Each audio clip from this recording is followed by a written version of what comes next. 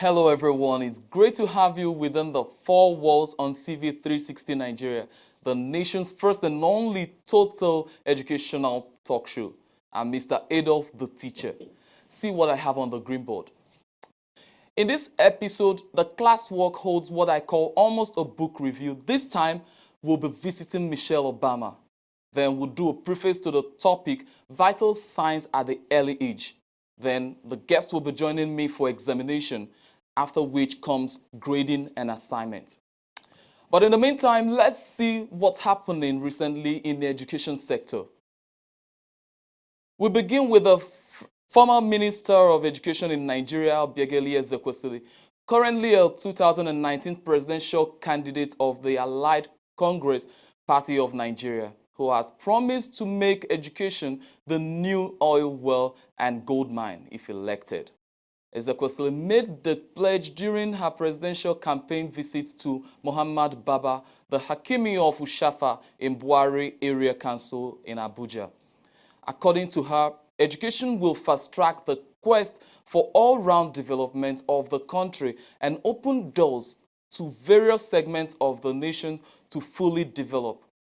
On the other hand, the fate of undergraduates and admission seekers into public universities may continue to hang, as the Academic Staff Union of Universities, ASU, on 13th of January vowed to continue 9-week-old strike. ASU President Biodun Ogunyemi told journalists the union had rejected the federal government offer to end the strike because it was far from their demands. He confirmed that the federal government had, on the last meeting, through the Office of the Accountant General of the Federation and the Ministry of Finance, presented to the union the evidence of payment of 15.4 billion naira to the universities. Ogunyemi also confirmed that after due consultations, ASU has resolved to continue the ongoing strike until the federal government pay at least 220 billion naira out of 1.1 trillion naira it vowed the public universities. So we take a quick break. When we come back, we'll be doing what's almost a book review. Don't go away.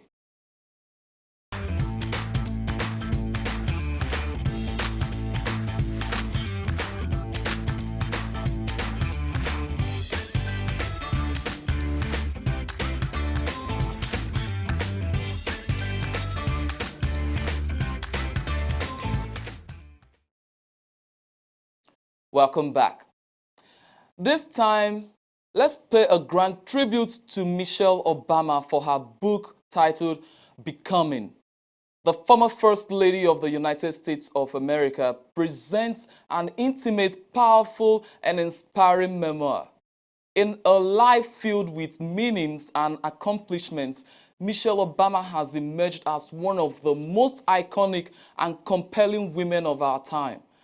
As First Lady of the United States of America, the first African American to serve that role, she helped create the most welcoming and inclusive White House in history. In her memoir, a work of deep reflections and mesmerizing storytelling, Michelle Obama invites listeners into her world, chronicling the experiences that have shaped her from her childhood on the South Side Chicago to her years as an executive, balancing the demands of motherhood and work to the time spent at the world's most famous address, that is the White House. So you go for this book, Becoming, very thrilling memoir, I must say. So this is the topic of the time. Vital signs at early age. The issues of special needs are complex and very sensitive, which require that they should not be discussed and examined casually, especially when assessing the subjects from the early stage. Previously on the show, we have treated to a reasonable extent the topic titled Special Needs Education in Nigeria. Subsequently, in another episode, we discussed issues with special needs. So right now, to understand the vital signs at early age, and some of the helpful approaches to children with special needs before being admitted into schools, I'm now being joined by an expert. He is the service director, magnificent therapy service in Sabuyaba, Jayesimi Bidemi. Welcome to the show. Thank you, Mr. Abdul. Thank you. So let's begin now with what special need is. A child with special need can be seen as what? Or basically, a child with special needs, to some people, they see, depending on the case of the child, some see them as they don't have nowhere to go. Some believe that they can't achieve a milestone in life. But with special needs, children with special needs have a lot. Though they are born different, but they are the same. Children are born different, but are still the same. So with special needs, it's so amazing that people don't even know what they can do, the ultimate things they can do. They have so many things in abundance they can achieve if they are being tailored. You just said children are the same, but children with special needs are treated differently. So how are they same with other children? Perspective of our society. Perspective of the people living in our society. That's where they see children with special needs. Some are physical challenges, some are neurological challenges. All right, okay. Before a child is admitted into school, there are certain procedures to understand that child, the capabilities of that child, or how that child should be treated or taken care of. Now, how do you identify at that early stage? First and foremost, is it even easy to identify these cases at early stage? No, most cases it's not easy because most parents don't know. Most of the parents are ignorant of it. How do we identify these cases? For one, if the child is between the 0 and 3, okay, you can identify through poor muscle tone. Poor what? Poor muscle tone. Okay. That is severe low muscle tone. Okay. That is maybe the child cannot, the muscles of the muscles of the neurons are very weak. That is, the child cannot lift the hands, they cannot suck, they cannot. So that's how to relate with children with cerebral palsy. Okay. Most children with cerebral palsy have severe low muscle tone.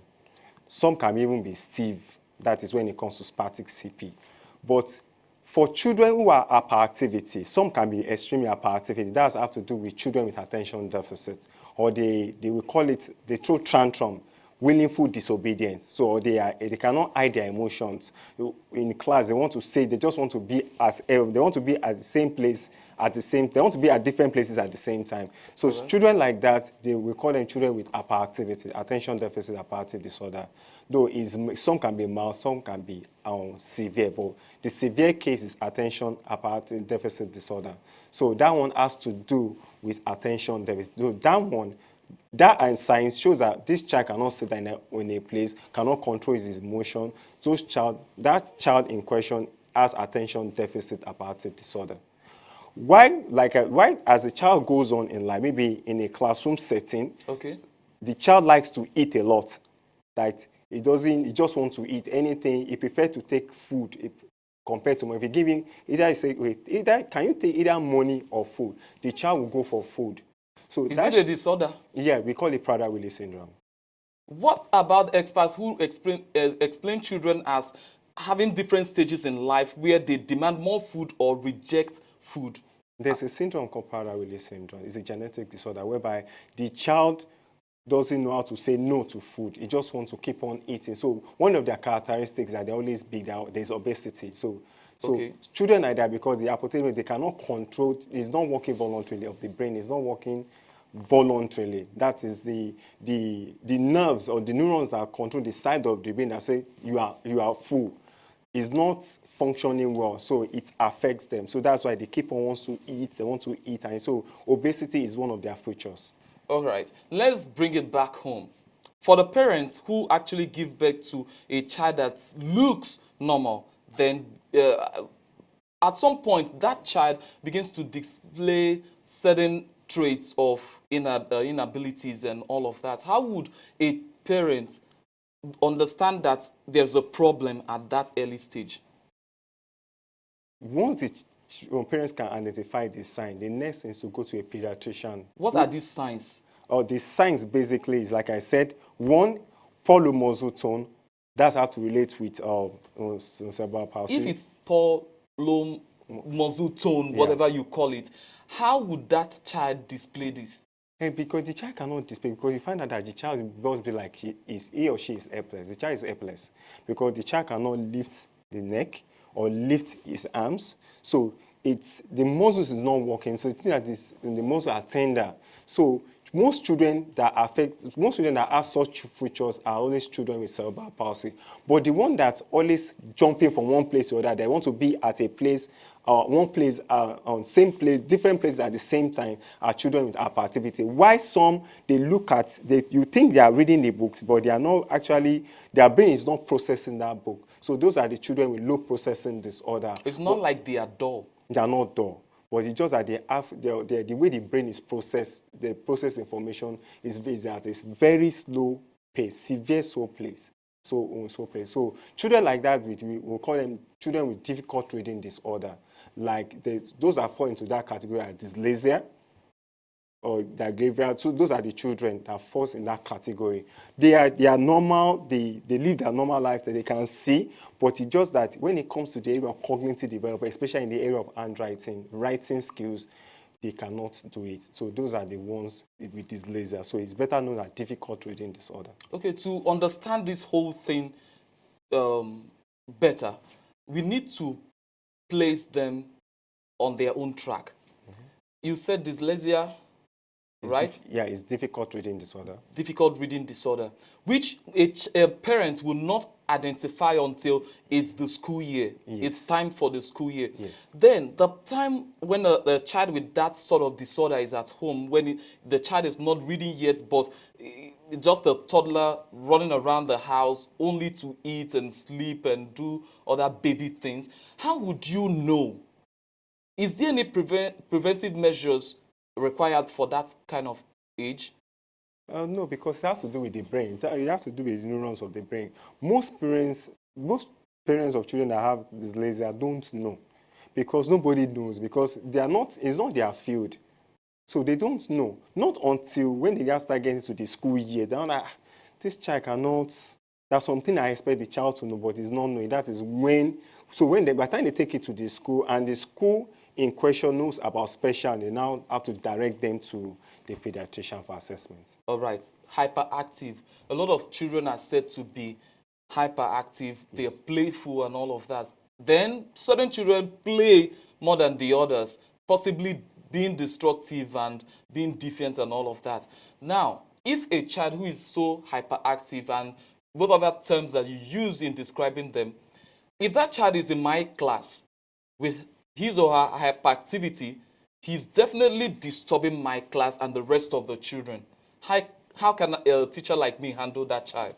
So basically what to do, just call on the assistant teacher to help you to walk the child in the school. Just walk the child around the school so that you're able to burn the physical energy or burn the energy of the child. Or you can tell the child that, okay, can you help me to take the child to a playground so that they can do play. While my class activity is going on? Yes, because why it's not affecting you as a teacher in the class. That's why you have an assistant teacher. So the duty of an assistant teacher is to assist you when you have challenges with certain children or certain child. So it is the duty of you telling the assistant teacher to just, can you please help me walk the child within the playground? So by the time the assistant teacher walk the child in question in the playground, you find out that the child will be calm. Why? Because the child was able to burn off the hyperactivity in the child. So because most children with hyperactivity just don't become hyperactivity without an intake. Because number one, children with intake. Yes. Intake of what? Diet intake. Most children with hyperactivity, there are some diet they should not take, which most parents don't know. For instance, they should not take gluten foods like milk. They should not take conventional milk. If they take conventional milk, definitely they are going to be, or they take sugar things like maybe conventional milk. Then what kind of milk, if they must be? Dairy milk. They should not take dairy milk. There are other milks they can take, like the one that is made with fruits, like tiger nut milk. They can take that one. Coconut oil milk. They can take that one because it's also good for their brain. It helps their brain to function well and also calm their hyperactivity. But for the conventional milk, like normal dairy milk, which is not good for them because it has sugar, So it's not gluten free, so it doesn't help them. So it makes them to be hyperactive. Like they drink soft drinks, it makes them to be hyperactive. It's like a child, it's like a little fire, and someone just came and poured in petrol. Of course, it will escalate. So that's just it. So they have a strict diet when it comes to their own meal, and also they also have a tailored program that they're supposed to do, so that by the time they do those things, they will be calm and they are ready to learn. And the amazing part about them that once they pick, they know it for life. All right, we'll continue this discussion once we come back after the break. So don't go away. We will continue right from here.